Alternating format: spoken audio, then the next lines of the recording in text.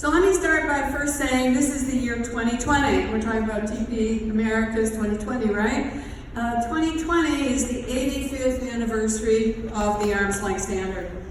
In 1935, it was added to the U.S. Corporate Income Tax Act. This is the 85th anniversary. I think it should be a time for celebration, and yet what's happened is a lot of people are saying basically the arm's length standard is dead, should be ditched, should be replaced by global formulary apportionment.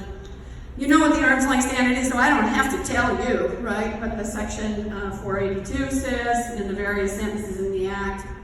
What I want to do today is talk to you about what I think of are the big three criticisms of the arm's length standard. Criticism number one is abusive transfer pricing, that multinationals have taken advantage of the tax rules and the arm's length standard to engage in abusive transfer pricing that has particularly drained development out of the poorest and weakest countries. This is an old criticism. I can remember reading early papers that were written about Brazil and copper prices and prices of exports and the arguments that multinationals in the copper industry were siphoning off development from Brazil. The second criticism is also an old one, and it basically says the arm's length standard doesn't work either in theory or in practice.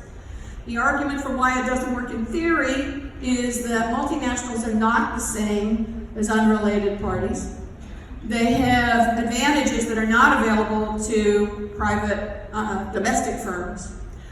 Key among those are the synergies that are created through internalization theory. And that the problem is the standard is based on comparability. What would unrelated parties have done under the same set of facts and circumstances, right? And the problem is, what do you do if there aren't any comparables? So from the theoretical perspective, the lack of comparables and the presence of synergies, the absence of comparables, the presence of synergies, says in theory the arm's length standard doesn't work. And in practice, those two things do matter. We've had great difficulty figuring out transfer prices for intangible assets. And what do we do when you're in a developing country and there aren't a whole lot of unrelated firms, the markets are thin, don't work very well, and how do we find comparables?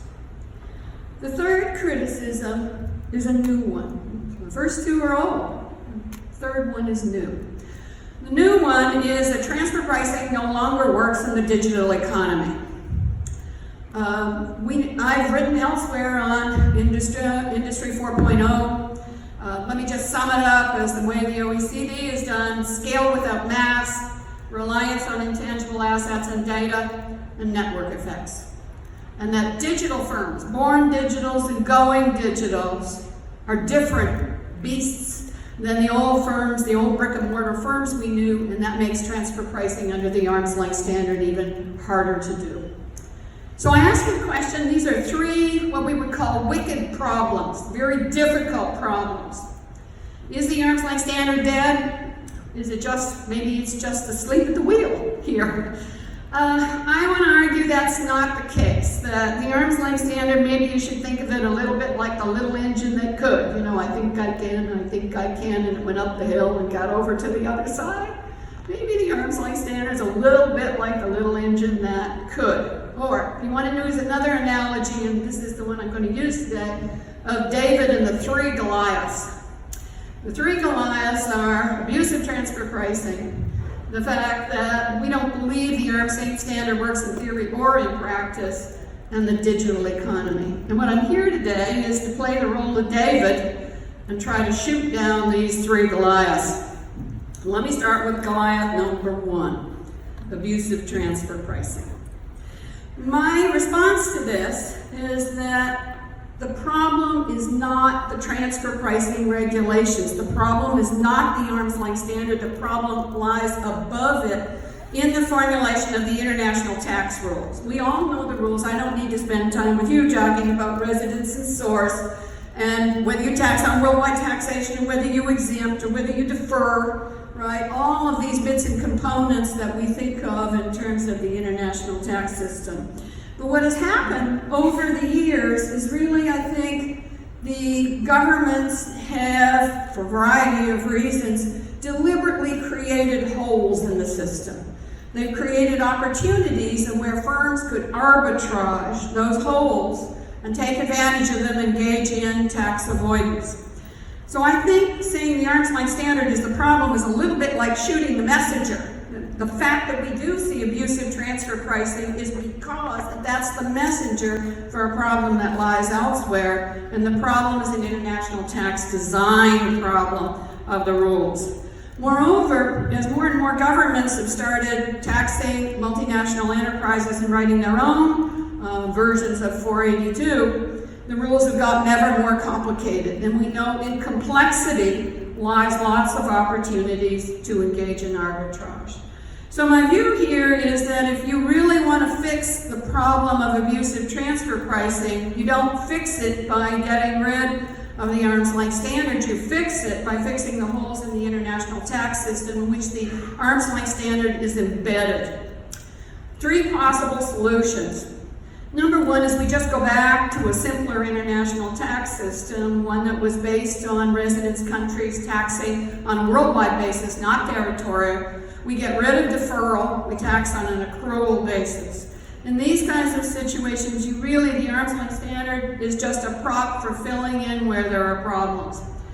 I think solution 1, while it's a first best solution, isn't going to happen. In many ways, the death knell to that was the Tax Jobs and Tax Act, which basically took the U.S. completely off and into a territorial system. So I think solution 1 is never going to work. Solution 2 is fixing the tax loopholes. Well, we've been at that since the late 1990s, I would say, through the OECD, and then starting in 2013 through the BEPS project. So I see the BEPS project, base erosion, profit shifting. In other words, anti-base erosion, anti-profit shifting, as trying to fix the tax loopholes. In other words, it was aimed at the right place. It wasn't necessarily aimed at the arm's length standard, it was aimed at fixing the holes in the international tax system. There is a third solution, and I'm here today to say, hoc ergo dragons, don't go there, which is global formulary apportionment. And I've written some on that, and I'm writing some more. I'm not going to spend a long time on GFA today unless somebody wants me to talk about it, in which case I'm happy to. But I think there are at least 10 major reasons why you do not want to go to global formulary apportionment. The system would be much worse if we move in that way. Okay, let me sum up then and say my conclusion on the first Goliath, abusive transfer pricing. That's a symptom, not the underlying cause. The cause was all the loopholes that were riddled in the international tax rules, much of which the OECD BEPS project is designed to fix. And I think actually, even though the implementation didn't start till 2017, so we really don't know how far that has fixed it, but I'm optimistic that the full implementation through the MLI, if countries do this, they will fix the tax design problem, or almost fix it, and I'll talk a bit more about that. Criticism number 2, the arm's length standard is unworkable in theory and practice. We don't have comparables, and we do have synergies. We know the arm's length standard is based on a hypothetical goal, right? What would independent enterprises do? My students call it the WEED, W-W-I-E-D. What would independent enterprises do standard, right? So, can you understand the arm's length standard in terms of synergies in the multinational enterprise, and does it make sense? And I'm here today to say, yes. I've been an economist most of my adult life, and since 1995, as Mark mentioned to you, I've been teaching in a business school. So I've spent a lot of time teaching MBA students, teaching about corporate strategies and business strategies. And I'm here today to tell you the arm's length standard has a good rationale in terms of economics and business theory. From a theoretical perspective, I can explain the arm's length standard and the various methods that are used as a series of thought experiments. Retail price, cost plus, residual profit splits, cost sharing arrangements.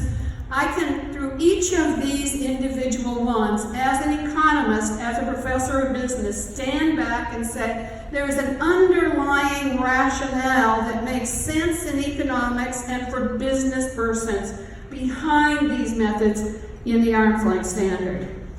The problem is, of course, facts and circumstances matter. No one size fits all. The place where an RPSM works may not be the place where you need cost-sharing arrangement. So you have to really understand the economics of the industry and the business, the comparability factors to determine which is the best transfer pricing method for the particular case. Can we handle synergies? The answer is yes.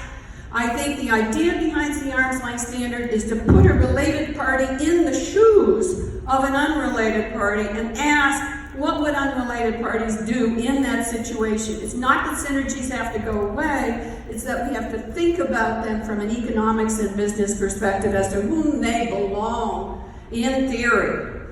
Can I help you with the lack of comparables? Absolutely. 1956, a guy, an economist called Jack Hirschleifer, wrote a very influential paper in the Journal of Business, and that paper in the Journal of Business argued about how multinationals, in the absence of governments and in the absence of external markets, would set the transfer price, a price that was efficient for resource allocation and was equitable to the parties concerned. And I've written about that for several years now and call it Hirschleifer's rule. When an arm's length price exists, the firm will use it. When an arm's length price does not exist, the appropriate shadow price, economists will tell you, is the marginal cost of the exporting affiliate. Why? Because if there aren't external markets, the multinational arbitrages the internal market and looks at the difference between what they could get if the exporter did it versus the importer did it, and at the margin balances those for efficient resource allocation inside the M&E. Open up to an external market, you get another arbitrage opportunity, the ability to arbitrage not only inside but to arbitrage outside. That combination creates more profits for the firm and is one of the sources of the competitive advantage of the multinational over the domestic firm. Let me talk to you then about this in terms of the way that I think we have handled this in practice. How have we, as transfer pricing economists and transfer pricing lawyers and professionals, thought about comparability and synergies when we try to put this hypothetical standard, this weed standard, into practice? I'm thinking about this. I think there's at least 5 ways we've tried to do this. And I want to talk to you a little bit about each of these. I would say the first attempt to handle synergies and comparability was a 1988 U.S. Treasury white paper. I don't know if any of the rest of you are around the room, but I remember the white paper. And in the white paper, the solution was ballroom. How many people here remember the ballroom method? Maybe a few remember ballroom. In ballroom, the synergies were all given to the parent. The parent was the entrepreneurial principal, and it deserved all the synergies or residuals that were left over. Never ever came into practice because the other entities in the group said, we're entrepreneurial too, we deserve a share of those synergies. The second way that the approach has been, I think frankly, has been through cost-sharing arrangements, cost-contribution arrangements, and now I would argue things like cash pooling arrangements, where you have a group of entities, in effect a strategic alliance of maybe 2, maybe 3, maybe 4 parties come together, and they agree at the onset to engage in doing something together, they co-develop, and they decide how to split that. And you know how that works. Reasonably anticipated benefits should look at reasonably anticipated costs, right? And then you do top-ups or whatever if this doesn't match. Now, clearly there have been problems with cost-sharing arrangements. A lot of the transfer pricing court cases we see going in are on buy-ins, right? You know that. But I think, again, that's an issue that can be handled by thinking about the economics and underlying business strategies in terms of explaining this. The third attempt to deal with synergies and to deal with lack of comparables has been the residual profit split method. Clearly, you know the residual profit split method, I don't have to go with you, but you know you have the routine contributions typically done with CPM. and then the residual is split based on an allocation key, and the allocation key is supposed to represent the contributions of each of the entities to the leftover, right? Now, the tendency has been to measure that by input, and I have always said input is not a good measure of output. I tell you that from my students who come to me and say, how come I got a B in your class? I worked so hard. And I say, input is not necessarily a measure of output. So I come to you and say, allocation keys still need work, but I would argue the OECD 2017 guidelines are getting pretty close here in terms of thinking about the underlying economics behind them. Okay, number 4, what's the fourth way we've tried to handle these? The restructuring chapter in the OECD guideline. And the restructuring chapter is actually quite an interesting chapter, because what it says is if you don't have any arm's length prices out there, so there's no comparables, you do have synergies, what do? You start by looking at the legal and contractual arrangements, that's the first. But then you go to an assessment of the economic substance based on the facts and circumstances. Notice the functions, assets, and risks of the parties that are brought to the table here. The conduct, capacity, and control matter here in terms of thinking about economic substance.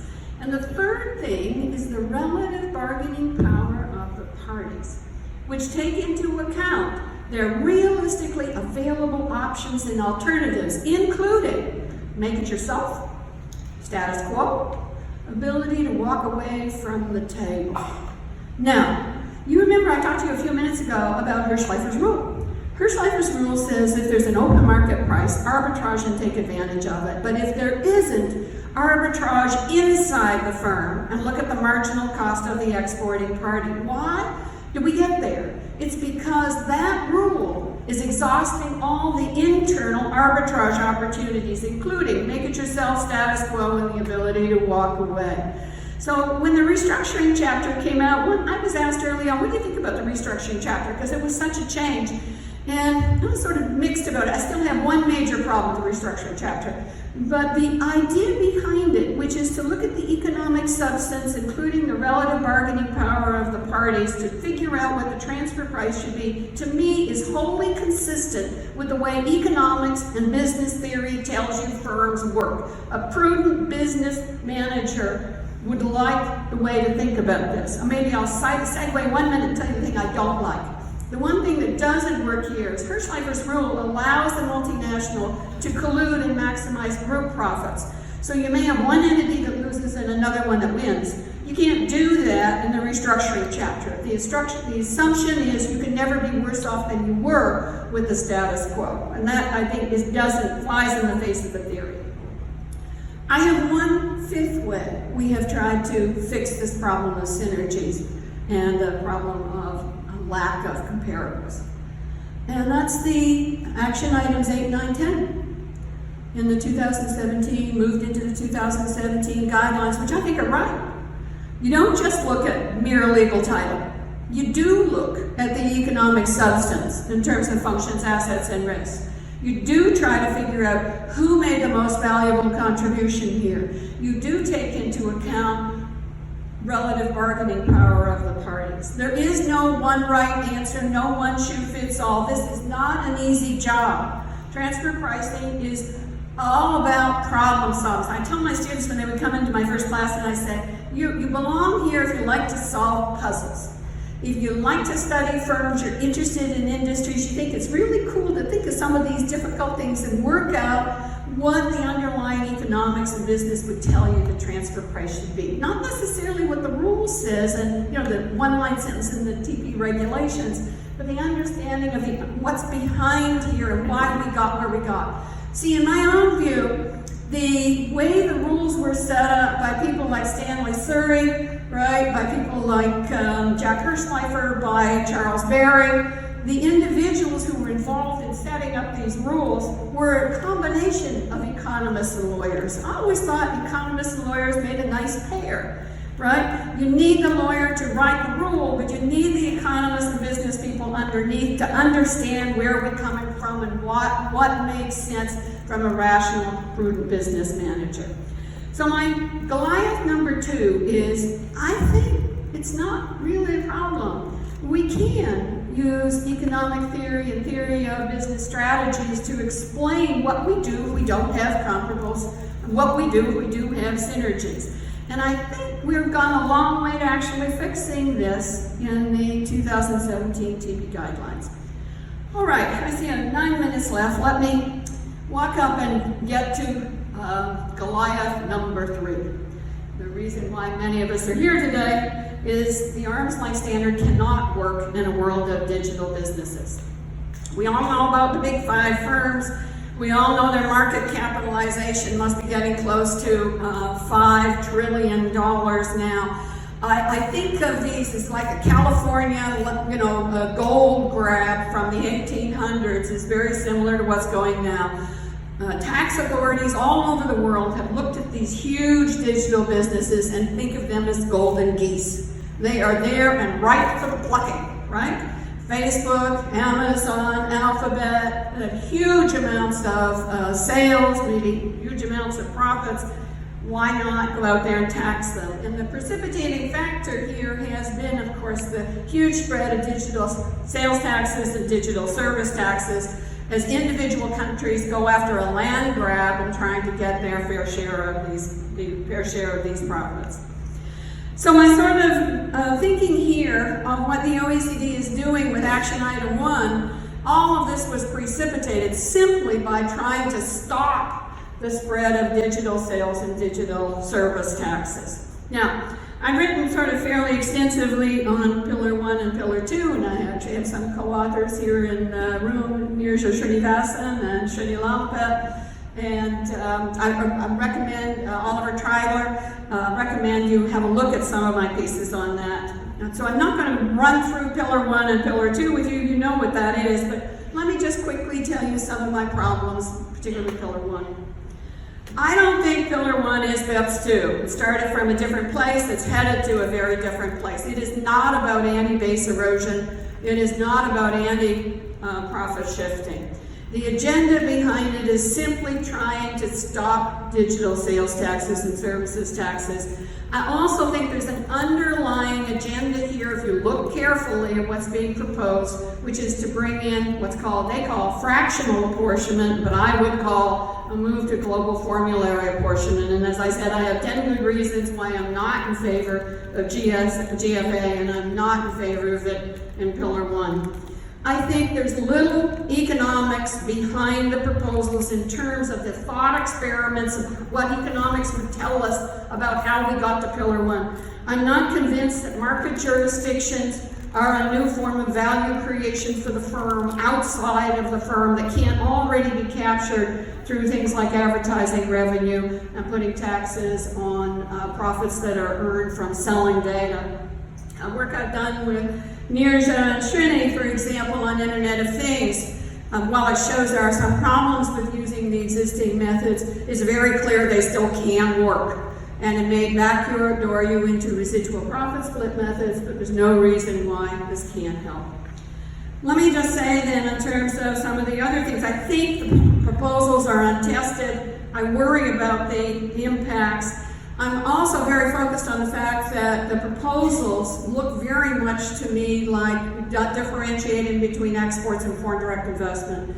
Corporate income taxes are supposed to apply to the profits from FDI, not the profits from exports, right? Basically, you need an entity in that country to justify taxing its profits. If all you've got are remote sales in and you don't have a significant economic presence, that's a tax. It shouldn't be a discriminatory tax, shouldn't be a tariff, but if it is set up as a tariff, the WTO is the right place to go to fix this. You don't need to fix it by getting rid of the arm's length standard and bringing in Pillar 1.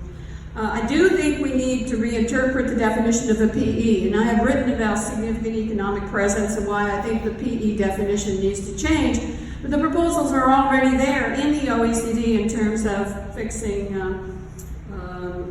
these changes. And I'm desperately against bringing in formulas. So my conclusion is, I think if we go ahead with Pillar 1, the agenda for it is a short-term gain, but I think there's going to be enormous long-run pain from it. I'm much more sanguine about Pillar 2, actually. I think, as I said, my first best is let's all go back to worldwide taxation. We're not going to go there. So the first crack principle that would come if we taxed that way, where residence countries create an umbrella under which everybody else can stay. One way to fix that is a global minimum tax, and that's the proposal in Pillar 2, and I think that actually has some opportunity to work. The second part of Pillar 2, which we have not had a public consultation document on yet, and I hope is coming, is one that's on the tax on base eroding payments. That's both denying tax deductions and imposing withholding taxes in cases where the profits at the other end of the table are not taxed. I see a variety of potential benefits from bringing in a global minimum tax, but I see it mostly as in reducing the arbitrage, getting rid of the holes here. So for me, Pillar 2 is consistent with BEPS 1. I'm going to say that again. Pillar 1 is not BEPS 2, okay, but I actually believe Pillar 2 really is part of BEPS 2. It is filling in what may be the last problems in the system in terms of the international tax design that I've talked to you about. It leaves the arm's length standard intact, able to do the job that it's supposed to, I too, like you have here, I assume you've all gone and printed off the OECD's, the first empirical estimates are out from the OECD. I'm trying to do Pillar 1 and Pillar 2. And if you haven't gone and pulled it offline, I recommend you do so, and then go to the appendix at the back. I mean, I'm an economist. I'm trained in econometric methods. I can do this stuff, okay? I haven't seen the underlying work, but I have seen the write-up and gone through it carefully.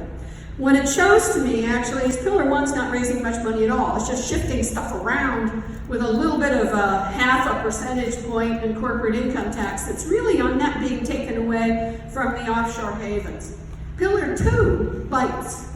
And they wrote Pillar 2 in a way that it was tested here, in a way that didn't make it bite as much as it could bite. In other words, there are two ways you can do this, country by country, or you can do like guilty and let the multinational accumulate all across the world and do an average tax rate. That's much more generous. Even with that, the gains are clear here in terms of here. And the bulk of the gains that will come in terms of handling this issue of developing countries comes from Pillar 2. Not from Pillar 1. So I see Pillar 1 as shuffling the stuff around in the table, creating lots of opportunities for more disputes, whereas Pillar 2 actually is in the spirit of the original OECD guidelines. So let me sum up now, because we're at time, and say my proposals are, I'm raised in the era of the Beatles and John Lennon, and you probably remember John Lennon and Yoko Ono, who went in New York City and stayed in bed for a year and recorded Give Peace a Chance. And anybody in this room remember them saying Give Peace a Chance? I'm here today to say, let's give BEPS a chance. Let's give the original BEPS a chance here in fixing the problems. I'm okay with keeping Pillar 2, particularly the part we haven't had the public consultation document on. I'm for ditching Pillar 1. And I'm certainly for ditching anything that hangs on to global formulary apportionment. I'm for going after digital service and sales taxes and saying, if you're going to put those on, they need to be on domestic activities too. They need to be non-discriminatory, they need to be MFN, they need to be consistent with the international tax agreement. So my conclusion is here, the arm's length standard is not dead. It's not asleep at the wheel. As a matter of fact, the OECD, starting with the BEPS project in 2013, has really revitalized it in a way that makes it possible for us to, as transfer pricing economists and lawyers, to do this right. We just gotta let the system work. I think with digital types of businesses, we will need some new thinking. Clearly platforms are a little bit different from hardware as a service, from IoT, from 3D printing and the other forms of digital economy.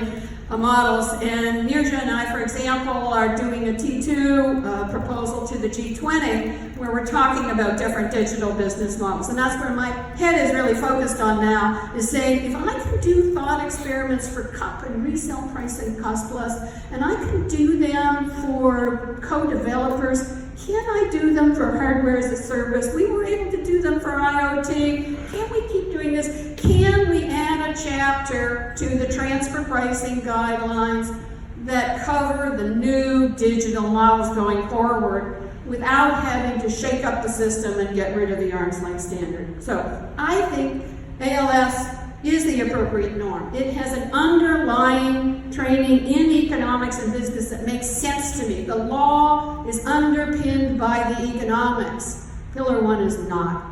Thanks very much.